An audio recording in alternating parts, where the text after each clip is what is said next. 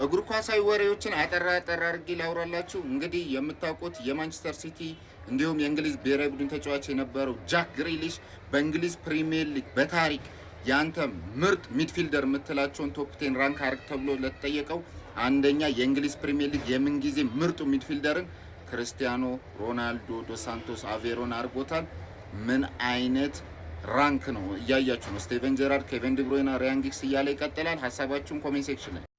አነጋጋሪው የማንቸስተር ዩናይትድ ሌጀንድ የሆነው ሮይ ኪን ስለ መሐመድ ሳላህ እና ክርስቲያኖ ሮናልዶ በእንግሊዝ ፕሪሚየር ሊግ ስላላቸው ስታት ሲያወራ አሁን መሐመድ ሳላህ ለሚጫወተው ሊቨርፑል ሮናልዶን እዛ ብናጫውተው ከመሐመድ ሳላህ በላይ ለሊቨርፑል ብዙ ጎሎችን ማስቆጠር ይችላል። ግን በተቃራኒ መሐመድ ሳላህ አሁን ላለው ለማንቸስተር ዩናይትድ ቢጫወት ኖሮ ኢቨን ማንቸስተር ዩናይትድንም በእንግሊዝ ፕሪሚየር ሊግ የደረጃ ሰንጠረዥ 18ኛ ነበር የሚያደርገው ሲል ተናግሯል። ሀሳባችሁን እንደተለመደው ኮሜንት ሴክሽን።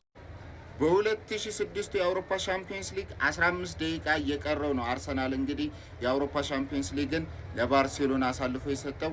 እንደምታዩት እስከ 74ኛው ደቂቃ ድረስ አርሰናል 1-0 ባርሴሎናን እየመራ ነበር። በ15 ደቂቃ የአውሮፓ ሻምፒዮንስ ሊግ ዋንጫውን አጥቷል አርሰናል። ያኔ በ24 ዓመታቸው ኔይማርና ቪኒሲየስ ጁኒየር ለብራዚል ምን አረጉ? ኔይማር በ24 ዓመቱ 50 ጎልና 29 አሲስት አድርጓል። ቪኒሲየስ ደግሞ 6 ጎልና 5 አሲስት። ግን በስማም ሪያክት የሚያደርግበት መንገድ በብሔራዊ ቡድኑ ከሱ በላይ ተጫዋች የተፈጠረም ያለም አይመስልም ቪኒሲየስ ጁኒየር። ይሄ ትልቅ ችግሩ ነው። በጣም ኢጎ ያለበት ተጫዋች ነው። ስለዚህ ምን ሀሳብ አላችሁ? ከኔይማር አንጻር ለብራዚል ብሔራዊ ቡድን ስናይ ቪኒሲየስ ምንም የሰራው ታሪክ የለም።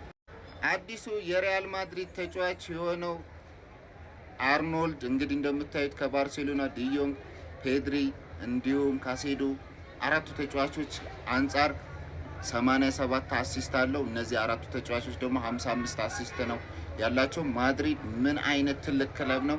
ትልቅን ተጫዋች በነፃ ማስፈረም ልምድ አድርጎታል። እነ ምባፔን ብታዩ እነ ሩዲገርም በጣም የሚገርም ነው። አሁን ደግሞ የሊቨርፑሉ አርኖልድን በነፃ ክረምቱ ላይ ሊወስዶ ተዘጋጅቷል። የሙኒኩ አልፎንሶ ዴቪስም ይሄ እጣ ይደርስበታል ብዬ አስባለሁ። የ28ቱ ከማንቸስተር ዩናይትድ ጋር ያሳካሁት የአውሮፓ ሻምፒዮንስ ሊግ በህይወቴ ከበላኋቸው የአውሮፓ ሻምፒዮንስ ሊግ ለኔ ትልቅ ቦታ የምሰጠው ቻምፒዮንስ ሊግ ዋንጫ ነው ሲል ተናግሮ ነበር። ማን? ክርስቲያኖ ሮናልዶ ዶስ ሳንቶስ አቬሮ። ከማሊያ ጀርባ ቁጥር እንዲኖረው የመጀመሪያ ቁጥር ያለውን ማሊያ በታሪክ በእግር ኳስ ታሪክ ማድረግ የቻለው ቼልሲ ነበረ። እንግዲህ እነዚህን ሀሳቦች ላይ ያላችሁን ሀሳብ እንደተለመደው ኮሜንት ሴክሽን ላይ አስቀምጡልኝ።